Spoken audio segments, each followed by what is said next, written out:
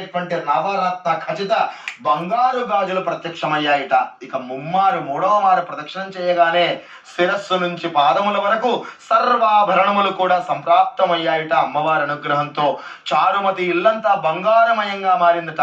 ఇంటి ముందు రథములు, ఏనుగులు, గుర్రాలు, వాహనాలు కొలువుదీరున్నాయిట. వ్రతాన్ని ఆచరించిన మిగతా ముత్తైదువులందరికీ కూడా చారుమతికి లభించినట్టే అష్టైశ్వర్యములు ప్రాప్తించాయిట. చారుమతితో పాటు ముత్తైదువులందరూ కూడా ఆ ఆచరించిన బ్రాహ్మణోత్తములకు దక్షిణ తాంబూలాదులను ఇచ్చి వారి ఆశీర్వచనాన్ని పొందారుట. ఒకరికి ఒకరు ఆయన తాంబూలాదులు ఇచ్చి పుచ్చుకున్నారుట. బంధుమిత్రులతో కలిసి అమ్మవారికి నివేదించినటువంటి నైవేద్యములను పంచభక్ష పరమాన్నాలతో ఆ భోజనాన్ని కూడా స్వీకరించి ముత్తైదువులందరూ కూడా వరప్రసాదితమైనటువంటి రథాలపై వారు అధిరోహించి వారి ఇళ్లకు ప్రయాణమయ్యారుట.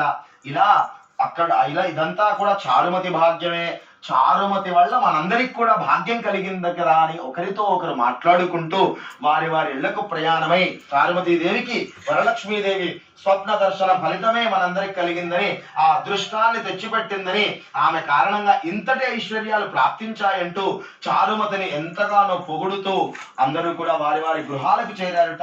నాటి నుంచి చారుమతితో పాటు మగధ రాజ్యంలో ఉన్న ముత్తైదులందరూ కూడా ప్రతి సంవత్సరం క్రమం తప్పకుండా ఈ వరలక్ష్మీ వ్రతాన్ని ఆచరించి పుత్రపౌత్రాభివృద్ధి కలిగి ధన కనక వస్తు వాహనాలు అష్టైశ్వర్యాలన్నీ కూడా కలిగి సుఖ జీవితాన్ని కలిగి ఇహమందు సుఖాన్ని పరమందు మోక్షాన్ని పొందారుట.